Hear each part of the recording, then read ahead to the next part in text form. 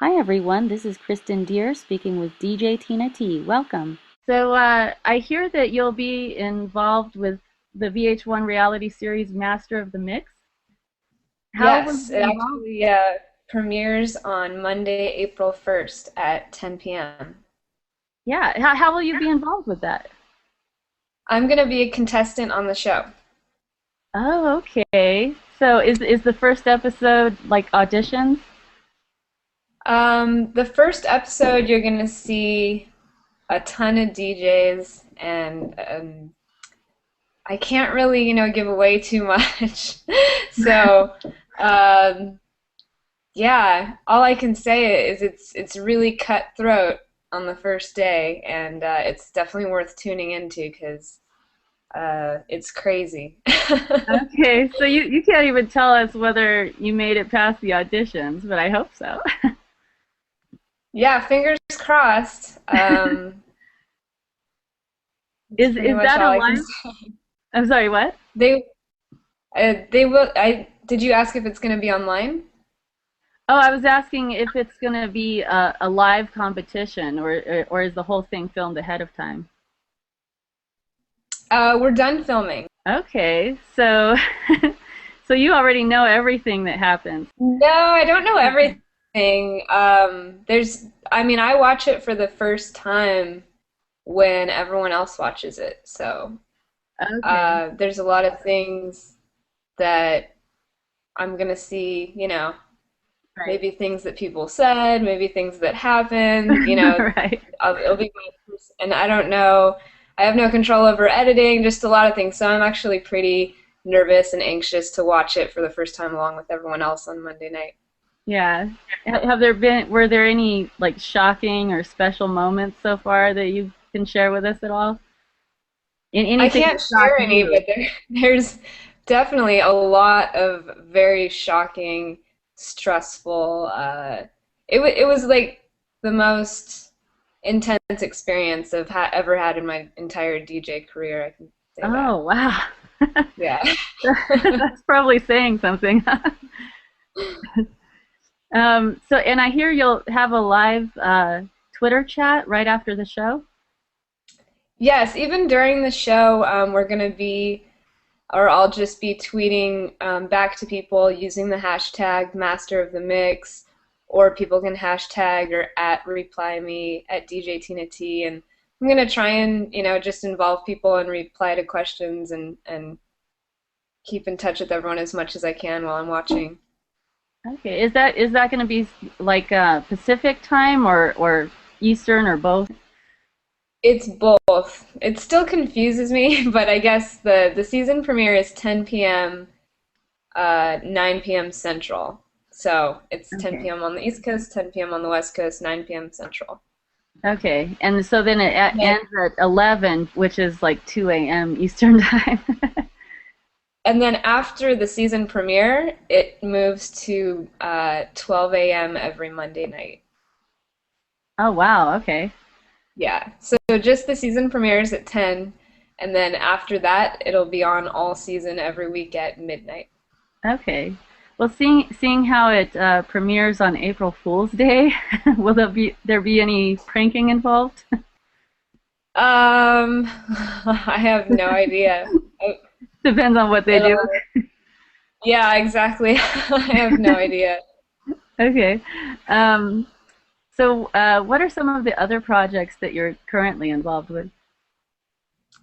Right now, I am gearing up for the summer camp that I do called Camp Spinoff, and it's a DJ summer camp for teenagers ages 13 to 17 that want to learn how to DJ, produce music, and just enjoy a week, at summer camp. They stay in cabins and they basically live, eat, breathe DJ music culture for 1 week. And this all happens in Ojai, California, and it's going to be July 28th through August 1st this summer.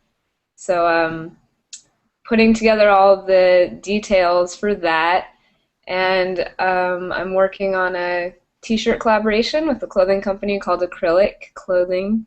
We're gonna make a girls' tank top for summer, just something fun for the pool season. And I just finished recording a new mix CD, so I'm planning on putting that online for people to download on my SoundCloud and on my website on Monday when the show airs. Oh, yeah, definitely. Well, I'll check that out. Um, tell us a little more about Camp Spinoff. What are some of the things that teens can learn at the camp? Well, we have a bunch of different classes, so they basically rotate through three different things. They start out on turntables and vinyl records, which now you could look at as the old school way. And they learn the basics of DJing, of scratching and mixing and counting measures and phrasing and everything. And then they also have a class where they learn how to remix songs and produce original music. And then they have another class that's using controllers, like tractor controllers and different, technology has just gone so far. So every year at camp, we start incorporating new types of equipment. And so that when you leave camp, it's really your personal preference what you want to continue on to DJ with or make music with. So outside of the classes, we do, camp stuff. We have campfires, we go hiking, there's basketball, volleyball, there's a skate park, there's a zip line, climbing wall. We have guest DJs that come in every day and talk to us and share stories, and then some of them will DJ for the pool parties. The pool parties are they are out of control. and then, we just have different events every night. Sometimes we'll screen documentaries on DJing or have surprise events going on all week. That sounds like a lot of fun. Yeah, I basically sit around and think about what would be the most, like the dream experience for any aspiring DJ, and then I make it happen. Yeah, I mean, you could almost expand that into like a charter school kind of thing, You could do that with any kind of any kind of learning experience, make it really fun for kids. Yeah. Yeah.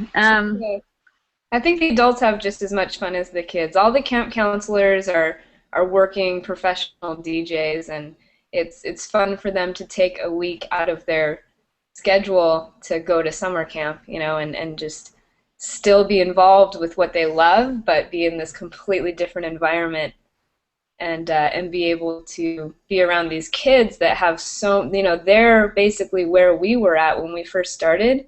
So I've been DJing for 15 years. For me to be around 50 teenagers that have that same excitement that I first had when I first touched turntables is pretty inspiring, and it kind of gets you rethinking and remotivated, and it all kind of comes around full circle. So it's a great experience for the staff, the adults, and the campers. Yeah, it sounds amazing. Really. Well, how did you first get started in DJing? I came across some turntables. One of my sister's friends had some sitting around at his house, and I started playing on them. And he just was like, yeah, every time you come over here, here's some records. This is how you turn it on, and you can play on them all you want. And so that's what I did for months. And then one day he took me to a DJ battle, and he introduced me. I was just completely blown away at the battle. I was watching these DJs scratching and doing all these tricks that I had no idea it was even a thing. I had no idea that they had events and DJs had names. It was just all so new to me, and I got to meet some of the DJs after the battle, and then they invited me to come practice with them. They had like 6 turntables set up in a basement. So that was pretty much all I did until I left for college. I just went over there every day and practiced. Eventually I ended up buying my own turntables, and I started competing as well. So I was entering battles around the Seattle area, and then when I got to college I started doing nightclubs, and it just kind of kept escalating from there. After college I moved to LA. After LA I moved to Vegas, and yeah, just found something I liked and never stopped doing it. Did you have did you have a mentor who helped you get where you are today? I would say I have tons of them. There's really no one person I can credit everything to. There was a whole crew of DJs in Seattle. When I talk about that basement, that was really where I first learned. But there were DJs coming in and out of that basement on a nightly basis that would that would come in and practice and go. And there was no one person who sat down with me. Yeah. I took some different. I took a class at a church one time that was a scratching class, and there was 3 of us in the class, and that was cool. And then in college, I met a bunch of different types of DJs. I met a hip hop DJ who did commercial clubs, and he invited me to come along with him and just watch him. I never played in a club before, so I just watched him play, and eventually he would let me get on. At the same time that I was doing that, I started hanging out with some electronic music DJs, like house music, drum and bass. And they had a college DJ club that they set up through the school. So they invited me to come to their club and mix. But I had never mixed 2 records before because I only learned how to scratch. Okay. So my first time getting up at this DJ club and this is not a nightclub. This is like a school function like club where all the DJs get together. It's kind of like an open mic. You like sign your name up and you get to go up and play records for 15 minutes. So that was my first time ever mixing records in front of people. And there's people in the back of the room like studying, hanging out, and I felt like the whole room just stopped. It was like out of a movie, like the record just scratching across and everyone being like, what is going on? Because I was just train wrecking every record. It was so bad. But at the same time, that's the kind of environment that you learn. That's what the club was meant for, was for people to learn. Yeah. So I mean, there were all these different types of DJs that had on the way in all different genres. And I think that's really what makes my style today unique, is that I started out as a turntablist. I started, doing hip-hop clubs. I was going to raves and hanging out with electronic DJs that were teaching me how to mix, and so I have an appreciation for every different element. I never really got into radio. I did some radio in LA, like I did a competition, and I've done guest spots, but I've never had the desire to have a radio show, like a weekly. I just don't like the thought of being in a room by myself and trying to play music. I need a crowd and I need to feel energy, and that's what's fun about it for me. Yeah. Well, now that you've gotten so far in your career, have you mentored, kind of taken someone under your wing and helped to become a mentor to them? I have not specifically spent time, with one person over the years. I've met with people here and there. I've taught some workshops. I've taught some things and spoken. I work with the Boys and Girls Club in Vegas, and I've taught guest workshops at the Scratch DJ Academy in Los Angeles. And then I guess really, through my camp is where I'm able to mentor these kids. Maybe not on a one-to-one level, teaching groups of people. At camp, I have the Scratch DJ Academy that is teaching. Because me personally, I can teach, but that's not my thing. I'm not the best teacher. And my theory with the camp and putting things like that together is to find the people that do what they do best and bring them all together. So Scratch DJ Academy, that's what they do. They've been teaching people how to DJ for 7+ years. They're instructors. They know how to get the best retention rates of what they're teaching. And so I bring them in to do what they do best. So I'm not actually teaching at the camp. I have a lot of conversations, definitely, and I walk into classrooms and I help people with their scratches and talk, when I can help out, I do. But they have a full-on curriculum that they use. And the same thing with the beat making. I bring in some of the best producers that can really do what they do best. So. Well, you're definitely a role model, but how do you feel about being a role model to young women and girls who may be interested in the career of DJing, especially since it's kind of a male-dominated career? I hope that I can continue and really take on that role of being a role model to young girls for sure. For some reason, I think there's a lack of young girls that have an interest in learning how to DJ, and I've learned that through my camp. Is that we have girls' cabins and we have boys' cabins, and every year it's so obvious. There's so many more boys registering and interested in coming to the camp, and it's a struggle to find girls, and I'm really trying to change that and get to the bottom of it. Why is it that why is there such a lack of interest from the girls, first of all? And then two, what can we do about it? How can we change it? And I think having more girls involved, having more girls for them to see and look up to is part of it, but it goes a little bit deeper. I think media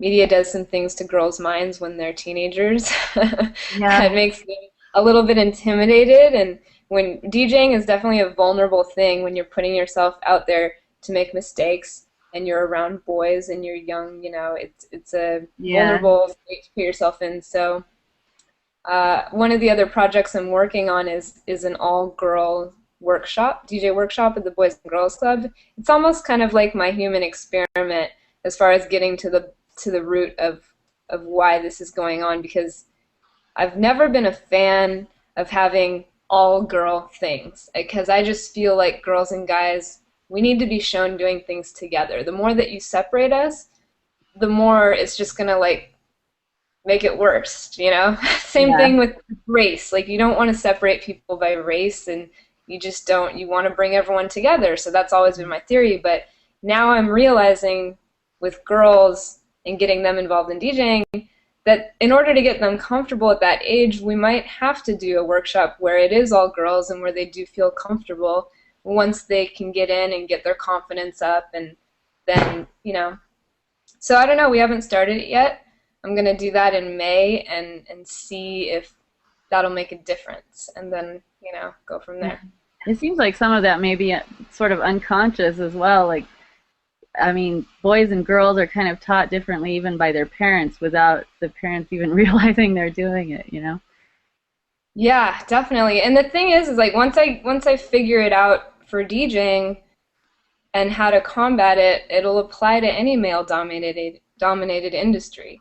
I think there's a overall feminist movement going on right now in the corporate world where women really want to see more women in positions of power, and how do we do this? And so, it's bigger than just DJing and the camp. It's across everything. It'll carry on to them as adults and into all other male-dominated industries as well. Yeah, so everything. So you have a very impressive resume. You were voted Las Vegas's best female DJ for 3 years in a row, and you've got your camp spin-off, and you've been DJing for years. You've been featured in commercials. You've made TV appearances. How do you manage it all and balance everything? A team of people. I have a great manager. She's on point. It's definitely a group effort.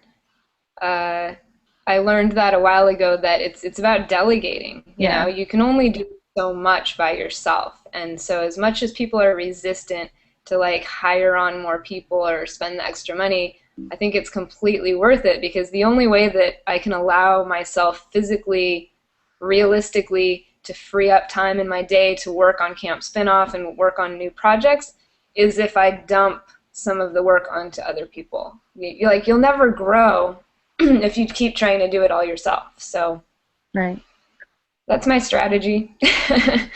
And then also knowing when I definitely hit points where I'm like, okay, I've hit my maximum. I don't like to spread myself too thin. When I commit to something, I want to fully do it. So uh, I'm just very aware of what is realistic for me to take on, and and when I just need to say no, you know?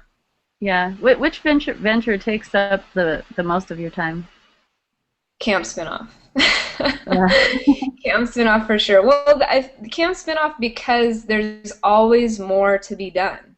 Like Right. there's, I'm daily. I'm reaching out to girls' organizations and different youth programs and trying to get into high schools and um, so there's just the work. It's like it's never ending, you know.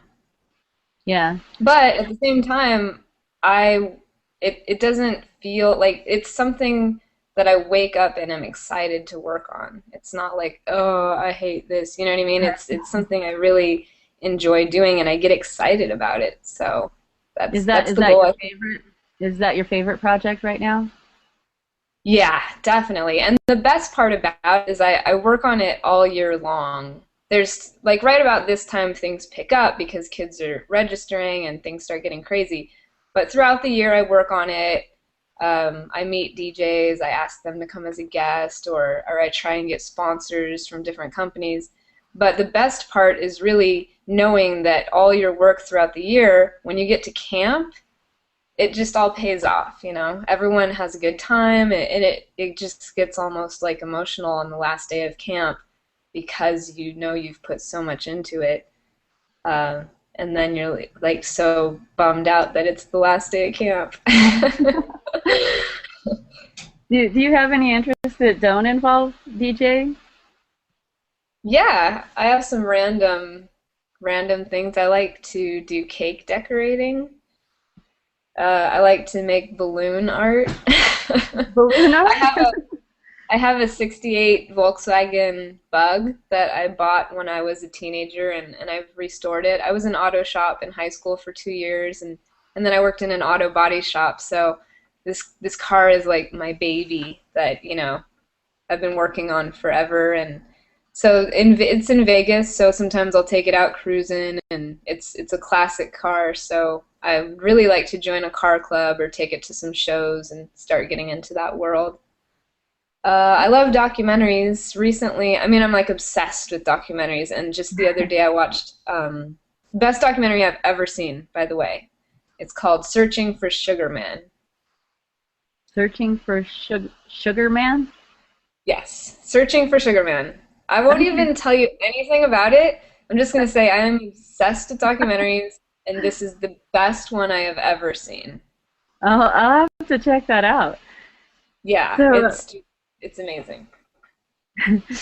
I want to see some of your balloon art. I want to see what you do with that. Yeah, I just make simple things like dogs and flowers and swords and hats. You must be And popular at kids' parties. yeah, that's when I like if it's not like I sit around at home doing it, but if I ever have the opportunity to, if someone invites me to their kid's birthday or if I'm at something like that and I can, I just light up with excitement because I love it.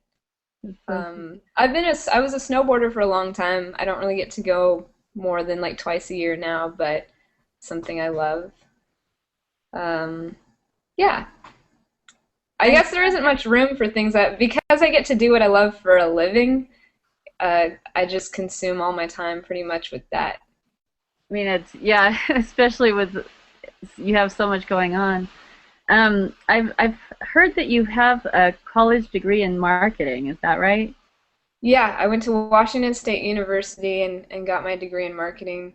It's crazy though because everything's different now. Honestly, the things that I learned don't even apply now because when I was in college, all we had was MySpace. That's it. Oh, And and everything as far as marketing is so different because of social media.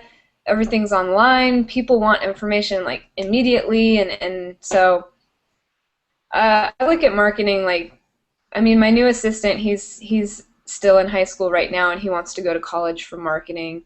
And I told him the other day that honestly, I feel like the most you're going to learn is, you know, time management, meeting people. But marketing is all about creating new things that have never been done before, and it's all about thinking of things in a new way. And everything you learn in college, they're only telling you all the things that have already been done.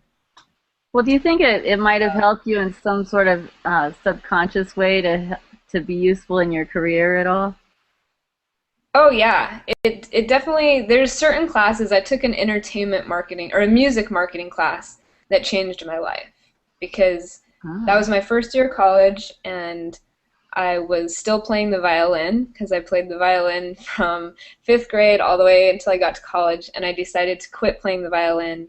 There's only so much time in the day to practice an instrument, and so between DJing and violin, I went with So it was DJing. probably worth So it for just that one class, right? yeah, so that class basically they taught. I didn't know what a bio was. I didn't know what a press kit was. I didn't know anything, and I didn't even know. It never dawned on me that you could DJ for a living. I didn't ever think that.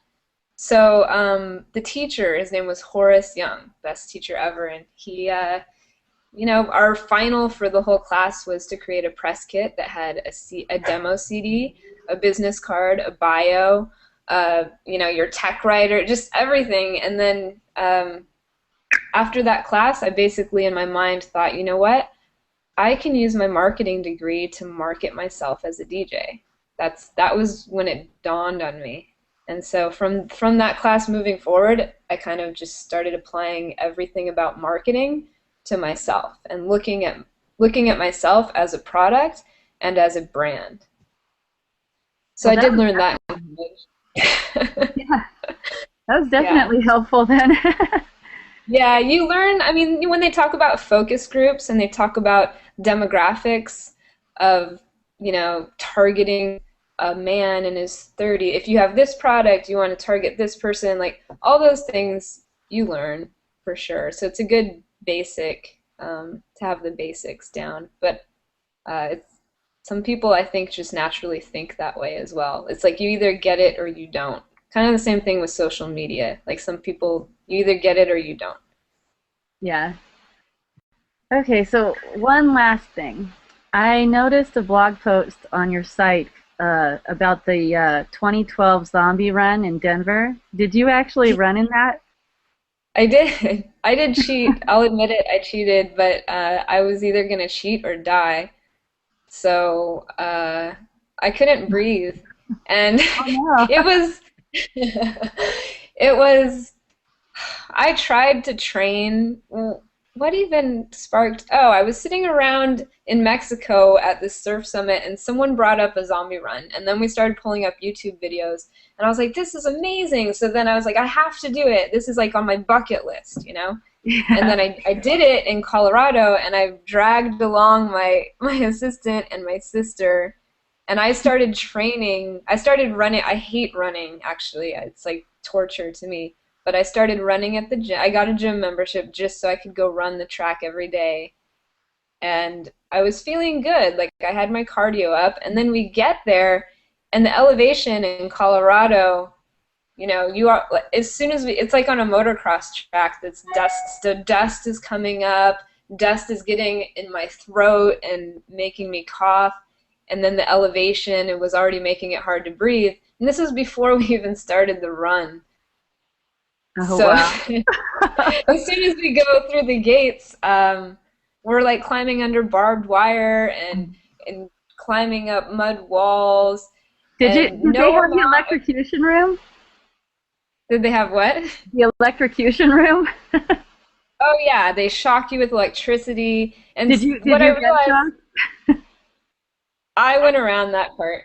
Oh, No, okay. yeah, no, well, I did go through the shocking part at the end, but I stayed so low that I didn't get shocked. If I would have accidentally like raised my body up, I would have gotten shocked, but I didn't. I was scared. I mean, it's scary, and the zombies when they chase you are really scary. And I what I ran the one in learned Temecula. in Temecula, Really? So California. you know then. You know exactly what I'm Yeah, talking I about. had almost the same experience. I trained just for the run. Everything was the same. I invited my brother and my cousin. I was so excited. And then when I got there, I everything went downhill. Like we had to go up these really steep hills, and I started like my asthma started kicking in right away, right at the beginning. And the electrocution room, I actually went through it, but my brother, he stood up. He thought he was through it, and he stood up, and he got shocked right on his bald head, and his eyes were Oh, watering. People were screaming. He was like almost passed out. It was horrible. yeah. I learned that there was no amount of training or preparation that can get you ready to be chased in circles by zombies. There really isn't. Because that is the most exhausting part. Even after you climb up a mud wall, even when after that you get to the top and then zombies are chasing you and you're Exactly. screaming and running in circles, and then Exactly. after that you're completely out of breath. It's not like running After, 5K. You're really running way farther. you're running in circles from Exactly. zombies in one spot, screaming. Horrible. Okay. Yeah, but I'm really glad it was a lot of fun and I'm glad I did it because it was a good bucket list thing to do for sure. Yeah, I agree with you on that. I never want to do it again, but it was Yeah, me neither. I'm good. My sister did it again in Seattle, oh but wow. she's like a fitness competitor and she Oh. does CrossFit, so it didn't even phase her. She didn't cheat. Oh, the reason why I Yeah, she's one cheated, of those I cut the people. track. Yeah, I they had a water station and it was so far away and I was just couldn't even breathe and I was out of breath, so I cut the track to get to the water station. Yeah, I made it pretty far with one of my tags still one of the what you might call it, the flags. And but then I got to the end, and they have these zombies right at the top of a very steep hill at the very end, and it was just impossible. I couldn't keep that last flag. There's certain points where there's no way. Like there's like 20 zombies and 5 of you. Yeah, I actually tricked them pretty well. I was pretty good at like faking them out. But then at the end, it was impossible because Yeah. you have to go up this steep hill. There's no way around, and yeah. Good times. Yep. So, well, thank you very much for taking the time out of your schedule to speak with me, and Yeah. good luck on Master of the Mix. I really hope you get far with that, or I hope Thank you you. got far with that. It's since it's already filmed. I hope you made it all the way through. Thank you very much. I appreciate it. You're welcome, and with everything else you're working on too. Yeah, I'll keep you posted about Camp Spinoff if you want to follow up or come by or anything. It's a good time. Yeah, and then you said you're coming out with a CD, right? But that's not until Monday. Yeah, I'm finishing up some last minute things on it, and then Monday I'm gonna post it. My SoundCloud is just soundcloud.com/DJ Tina T, but sometimes they flag stuff on there and they won't let you upload music. So either way, no matter where I upload it, it'll be a link on my website. I have my website on, it's under media, and then it'll say music. So it'll be, my website's probably the best way to find it because I'll either use SoundCloud or Mixcrate or some other downloading option. Okay, and I'll add the links to the video as well. Great. Okay, so thanks again. Thank you. Bye. Bye.